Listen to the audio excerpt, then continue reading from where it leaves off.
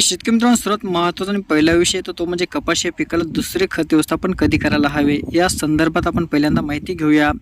जर आपण अमूल पॅटर्न पद्धतीने कपाशी या पिकाचे खत नियोजन करत असाल तर कपाशी या पिकाला पहिले खत व्यवस्थापन केल्यानंतर 12 ते 13 दिवसादरम्यान आपल्याला दुसरे खत व्यवस्थापन करायचे आहे.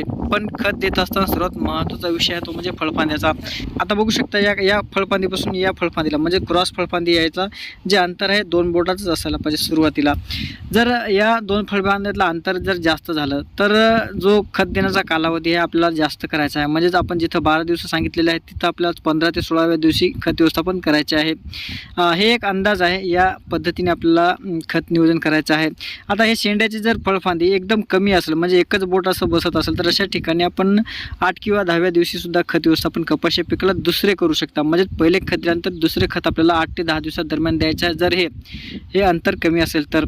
आता काळ्या जमिनीमध्ये कपाशी पिकात चांगल्या प्रकारे वाढ आपल्याला बघायला मिळते. तसंच बिवडवर म्हणजेच हळदीच्या, मिरचीच्या, गव्हाच्या, टरबूजाच्या अशा बिवडवर कपाशीची वाढ अधिक प्रमाणात बघायला मिळते. तर अशा ठिकाणी खत आपल्याला 12 ते 13 दिवसादरम्यान द्यायचे आहे म्हणजे दुसरे खत. आणि या 2 फळफांद्यातलं अंतर जास्त येत असेल तर अशा ठिकाणी 14 ते 15 दिवसादरम्यान दुसरे खत व्यवस्थापन करू शकता. दुसरे खत देत असताना आपल्याला पेरवी पद्धतीने द्यायचं आहे. म्हणजे झाडापासून आपल्याला 5 ते 6 इंच दूर पेरणी पद्धतीने द्यायचं आहे. म्हणजे एका सरत्याने आपण पेरणी करून देऊ शकता. महत्त्वाचा विषय आहे की कपाशी पिकाला दुसरे खत भारी जमिनीमध्ये आपल्याला 12 ते 13 दिवसादरम्यान द्यायचं आहे.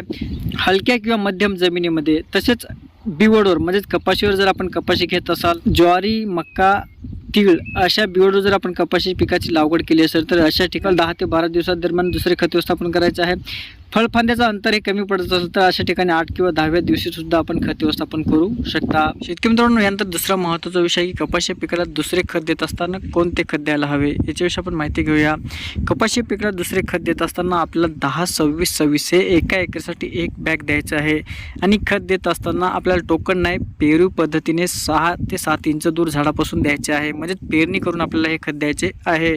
जर आपल्याकडे 10-26-26 मार्केटमध्ये उपलब्ध नसेल तर त्या ठिकाणी आपण 12-32-16 किंवा 14-35-14 हे खत घेऊ शकता. म्हणजेच ज्या खतामध्ये पोटॅशचे प्रमाण अधिक आहे किंवा नत्राचे प्रमाण कमी आहे अशा प्रकारे आपण खत मार्केटमध्ये घेऊ शकता. आता खत देताना महत्त्वाचा विषय मी आपल्याला सांगितल्याप्रमाणे जे 2 फळफांद्याचं अंतर आहे फक्त 2 बोट असायला पाहिजे. म्हणजेच सुरुवातीला जेव्हा कपाशीची उंची 1 ते 1.5 फूट होते तोपर्यंत कपाशीची जी 2 फळफांद्यातलं अंतर आहे